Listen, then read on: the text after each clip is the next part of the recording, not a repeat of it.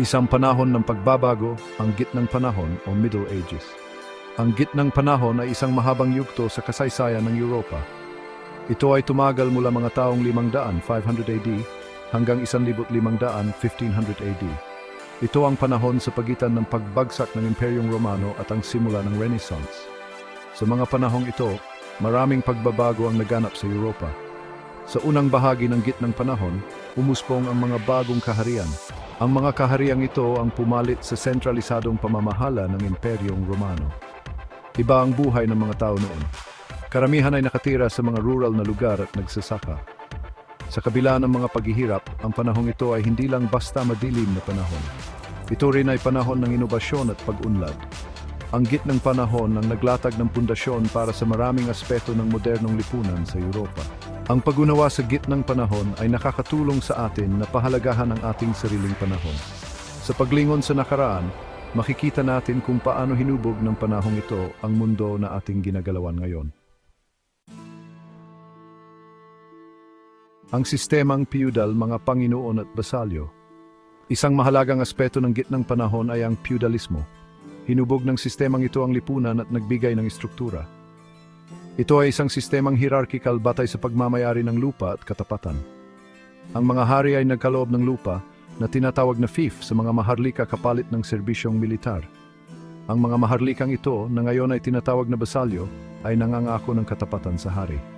Nangangako rin silang magbibigay ng mga sundalo sa panahon ng digmaan.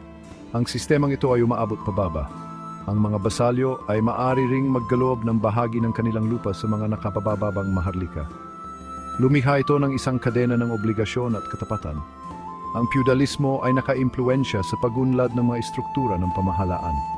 Ang mga ideya ng panunumpa, katapatan at desentralisadong kapangyarihan ay makikita pa rin sa mga modernong sistemang politikal. Ang impluwensya ng simbahan, relihiyon at edukasyon. Ang simbahan ay gumanap ng mahalagang papel sa gitnang panahon ng Europa. Ito ay isang makapangyarihang institusyon na nakaimpluwensya sa pang-araw-araw na buhay, politika at kultura. Ang simbahan ay nagbigay ng espiritual na gabay at nagtaguyod ng mga moral na pagpapahalaga. Ang mga monasteryo ay naging sentro ng pag-aaral. Kinopya ng mga monghe ang mga manuskrito, kaya't napreserba ang mga sinaunang kaalaman. Nagtatag din sila ng mga paaralan na nakatulong sa edukasyon. Malaki ang naging epekto ng simbahan sa edukasyon. Nakatulong ito upang mapanatiling buhay ang pag-aaral sa panahon ng kaguluhan. Hinubog din ng simbahan ang sining, arkitektura at musika. Ang impluwensya nito ay lumampas sa espiritual na larangan at humubog sa mga lipunan sa Europa sa mga darating na siglo. Ang gitnang panahon ay nakakita ng mahalagang pagsulong sa agrikultura. Ang mga pagbabagong ito ay nagkaroon ng malaking epekto sa produksyon ng pagkain at, dahil dito, sa lipunan.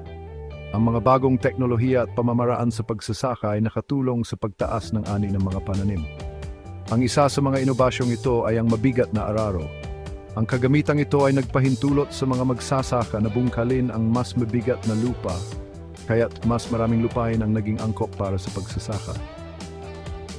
Ang isa pang mahalagang pag-unlad ay ang three-field system ng pagpagpalit-palit ng tanim o crop rotation. Ang pamamaraang ito ay nakatulong upang mapabuti ang katabaan ng lupa at mabawasan ang panganib ng pagkabigo ng pananim. Ang mga inobasyong ito ay humantong sa mas matatag na supply ng pagkain.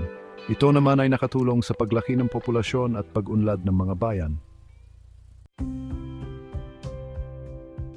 Ang arkitektura ng gitnang panahon ay nag-iwan ng hindi mapapawing marka sa tanawin ng Europa.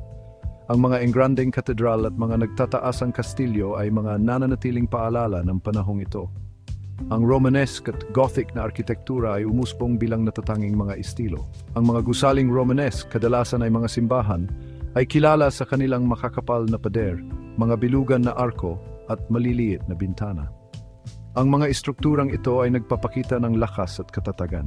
Ang arkitektura ng Gothic, na umusbong kalaunan, ay nagtatampok ng mga patulis na arko, ribbed vault at malalaking stained glass na bintana. Ang mga elementong ito ay nagpahintulot sa pagtatayo ng mas matataas at mas magaan na mga gusali na puno ng liwanag. Ang arkitektura ng gitnang panahon ay hindi lamang tungkol sa aesthetics. Ipinakita rin nito ang mga kasanayan sa inhenyeriya, at pagkakayari ng panahon.